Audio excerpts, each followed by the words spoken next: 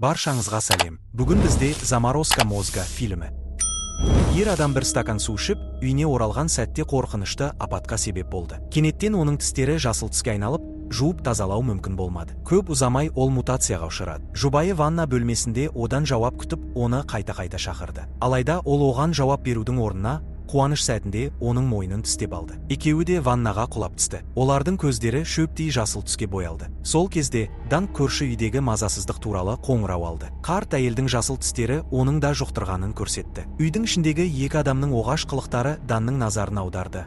Бірақ кенеттен ол арт жағынан ақырған дыбыс естіді. Полицияға қоңырау шалған қарт әйел де мутацияға ұшырап, оған тырнақтарын сермеп тап берді. Дан одан қашып, көліктің айналасын айналып жүгірді. Ол жағдайды полиция бөліміне шұғыл түрде хабарлады, бірақ жауап болмады. Бір сұмдық нәрсе болғанын сезген Дан дереу Патрисияға қоңырау шалды. Алайда ол да зомбилердің қоршауында қалған еді. Гольф ойнап қайтқан байлар тобы клуб үйіне оралғанда, бөлмелерінен жын ұрғандай қашқан адамдарды көрді. Не болғанын түсінбей үлгермей жатып, бір әйелдің мойнын оның зомби иті тістеп алды. Әзер дегенде иттерден құтылған олар, кенет өздеріне қарай ұмтылған бірнеше зомбиді көрді. Олар жүгіріп қашты, бірақ Марсельді зомби ит тістеп үлгерді. Вирус оның ағзасын тез арада бүлдіре бастады. Өзін қорғау үшін Мишель ас үйге жүгіріп барып, пышақ алды да Марсельді өлдірді. Андренің анасы жаңбырлы қырыққабатпен судан көкөніс шырынын жасап ішті де терең ұйқыға кетті. Хосе оянғанда, оның көздері мен аузы жасыл түске боялған еді. Мұны көрген Андре үрейленіп, далаға жүгірді. Асығып жүгіргенде, ол сүрініп құлап қалды. Сол сәтте Хосені көлік қағып кетті, бірақ ол қайтадан тіріліп кетті. Бұны көрген Дан бәрін бірден түсінді де, Андрего үйіне тез жетіп, тығылып отыруын айтты. Дәл осы кезде көше бойымен зомбилер тобы лап қойды. Андре дереу анасын үйге сүйреп кіргізіп, есікті жауып үлгерді. Алайда, оның қарындасы аналарының айқайынан қорқып жылап жіберді. Бұл сырттағы зомбилерді одан сайын қоздырды. Андренің басқа амалы қалмады. Ол анасын ваннаға жауып, қарындасының бесігіне ойыншықтар тығып, жылаған даусын басуға тырысты. Дауыстар тоқтағанда, зомбилер де тыныштала бастады. Аралда зомби індетінің таралғаны туралы хабар әскерилерге тез жетті. Олардың әрекеті аяусыз болды. Вирустың таралуын болдырмау үшін олар көпірді темір қақпалармен жауып, жалғыз қатынас жолын зымырандармен қиратты. Арал толығымен оқшауланды. Электр қуаты өшті. Қала қара түнекке оранды. Аман қалғандар тек үміт отын өшірмей, зомбилерге қарсы күресуге мәжбүр болды. Қарындасын қорғау жауапкершілігі де Андренің мойнына түсті. Әзірге адамдардың не себепті мутацияға ұшырап жатқанын ешкім білмейтін. Ал биліктің жұқпағандарды құтқару ойында да жоқ еді. Андре көмек шақырғысы келді, бірақ телефонның қуаты таусылып қалған еді. Өзін өзі құтқару үшін ол қарындасымен бірге қашып кетуге дайындалды. Ол кетер алдында анасының сүйікті жаңбырлы қырыққабатын қалдырды.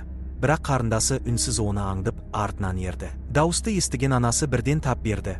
Бірақ, бақытына орай, шыны қабырға оны ұстап қалды. Андре жаңбырлы қырыққабатты қолданып, анасын алдады. Ол тек қарындасынан анасын аулақ ұстағысы келген еді. Бірақ анасы кездейсоқ теледидар тұғырына соғылып құлады. Сел кеткен Андре аз ғана уақытқа қайғыға батты да, өзін жинап алып, анасын қайтадан ваннаға сүйреп апарды. Енді бұл жерде қалу қауіпті еді. Сырттағы жағдайды көру үшін Андре баспалдақпен жоғары көтерілді. Ол есіктің алдында зомбилердің үймелеп тұрғанын көрді. Сол сәтте көзі мысыққа түсіп, ойына бір жоспар келді. Ол қарындасымен бірге есіктің артына тығылды. Бірақ сыртта жағдай одан да қауіпті еді. Көп ұзамай, олардың соңынан бүкіл зомбилер тобы қуып кетті. Андре супермаркетке қарай жүгірді, бірақ өкінішке орай, барлық есіктер жабық болды. Ол үмітін үзе бастағанда, бір жұп мықты қолдар оны ішке тартып алды. Бұл Дан болатын. Супермаркет азық-түлікке бай болғандықтан, керемет баспанаға айналды. Қарындасы қуанып, сөрелер арасында еңбектеп жүрді. Алайда, кенеттен пайда болған әйел зомби Андрені шошытты. Оның айқайын естіген Дан зомбиге жылы жүзбен қарап, оның қызы Патрисия екенін айтты. Ол Патрисияның жай ғана ауырып қалғанын түсіндіріп, оны емдеудің жолын табатынын мәлімдеді. Сол түні радио тыңдаған Дан сырттағы адамдардың вирустың таралуын болдырмау үшін тірі қалғандарды құтқару жоспары жоқ екенін біліп шошып кетті. Олар бұл адамдардың вирусты тасымалдаушы емес екеніне кепілдік бере алмайтын еді. Ал вирустың шығу көзі әлі күнге дейін белгісіз болып қалды. Дан ақылға қонымсыз болжам жасады. Бұл жұқпаның себебі аралдың су қоры уланған болуы мүмкін. Андре мұны құптады. Себебі оның анасы да дәл кран суын көкөніс шырынымен араластырғаннан кейін мутацияға ұшыраған еді. Андренің өзі ешқашан кран суын ішпеген,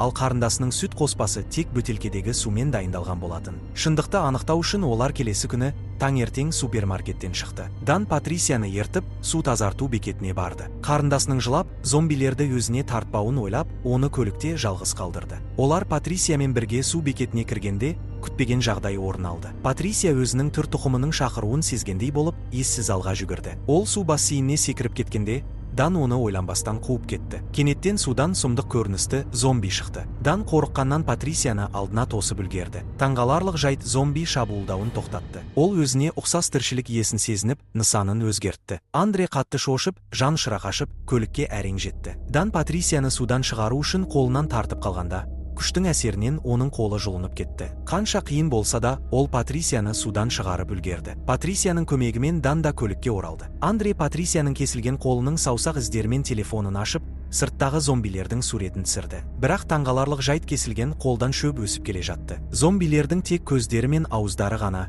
жасыл емес еді. Олардың денелерінен де шөптер өсіп жатқан болатын. Дан кенеттен бір оғаш оқиғаны есіне түсірді. Бірде бір гольф алаңның иесі таптаза аппақ қарда жайқалған жасыл көгал өсірген еді. Сөйтсе, бұл адам генетик екен. Ал көлеңкеде тұрған шынайы қылмыскер оған М вирусы деп аталатын патогенді жасап шығару туралы тапсырма берген екен. Бұл адам эксперимент жасау үшін жасыл вирусты гольф алаңына шашқан. Сондықтан алаңдағы шөп ерекше жасыл түске боялған еді. Бірақ ешкім білмейтін нәрсе, вирус жер асты суларына сіңіп, көбейіп, ақыры аралдың бүкіл су қорын ластаған. Кран суын ішкен кез келген адам мутацияға ұшырауға мәжбүр болды. Дәл осы уақытта вирустың артында тұрған зұлым гений аралға атақты егіз кісі өлтірушілерді жіберді. Олардың міндеті зомби вирусының барлық дәлелдерін жойып, миссияны орындау болатын. Мишель өз ізін толық жасырып қалдым деп ойлады. Ол барлық дәлелдерді өртеп, аралдан кетуге дайындалды.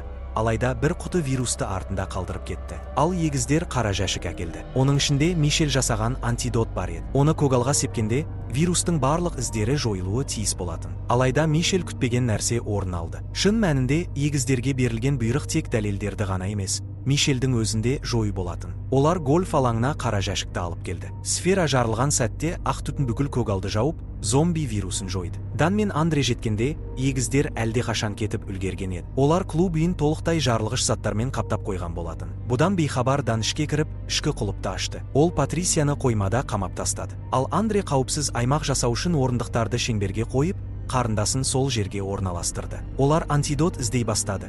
Бірақ оның орнына тек шөппен қапталған зомби итті тапты. Андре қайтып келгенде, қарындасы із-түссіз жоғалып кеткен еді. Осы кезде, Дан қараңғы дәлізде егіз киллерлер орнатқан уақыт бомбасын тауып алды. Ғимарат ішінде зомби вирусы да таралып үлгерген еді. Көп ұзамай, Дан да инфекция белгілерін көрсете бастады. Ал жарылыс санағы нөлге жақындап келе жатты. Ол Патрисияның қолының саусақтарын пайдаланып, таймерді сөндірді. Сыртта жарылысты күтетін егіздер таңғаларлық жайтқа тап болды. Таймер кенеттен тоқтап қалған еді. Олар ас үйде жүрген Андренің қарындасын байқап қалды. Бұл қанішер егіздер ойланбастан вирус капсуласын алып, кішкентай қызға ұсынды. Андре қарындасын іздеп жүргенде, олардың жасырынып үлгеруіне мүмкіндік туды. Бөлмеге кірген Андрені егіздер қоршап алды. Олар оны да уламақ болғанда, күтпеген оқиға орын алды. Қарындасы кенеттен нәресте зомбиға айналып, бір егіздің саусағын тістеп жұлып алды. Дәл сол сәтте зомби Дан пайда болды. Қағарлы хаос басталды. Андре қолына антидот капсуласын іліп алып, оның газы қарындасы мен Данның ағзасына еніп, вирустың таралуын тоқтатты. Дан Андрені қуалай бастады. Бірақ қарындасы оны қорғап, қашып кетуіне мүмкіндік берді. Ал егіз кісі өлтірушілерге бұлай сәттілік бұйырмады. Олар вирусты жұқтырып, бірте-бірте санасын жоғалтып, бір-бірін атып тастады. Андре Данның телефонын алып, оның рингтонын тыңдап, телефонын тауып алды. Ол түсірген видеосын интернетке жүктеді. Бұл бейнежазба үлкен дүрбелең тудырды. Енді шындықты жасыру мүмкін емес еді. Әскерилер аралға тікұшақтар жіберді. Алайда олардың бұйрығы тірі қалғандарды құтқару емес, зомби вирусымен байланысының бәрін жою еді. Әскерилер аралда қалған адамдарға еш аяушылық танытпай, барлығын жаппай жоюға кірісті. Андре мұны көріп, дереу жасырынды. Антидоттың әсерінен қарындасы мен Дан қалыпты күйіне оралды. Бірақ Дан қайғылы тағдырдан құтыла алмады. Ол әскерилерге өзін түсіндіруге тырысқанымен, олар оны тірідей өртеп жіберді. Қанға толы қырғыннан кейін аралда тек Андре мен оның қарындасы ғана қалды. Билік жұқпалы аурудың толық жойылғанын ресми түрде мәлімдеді. Алайда бір деталь шын қылмыскердің кім екенін әшкереледі. Ресми тұлғаның қолындағы кафе шыны аяғында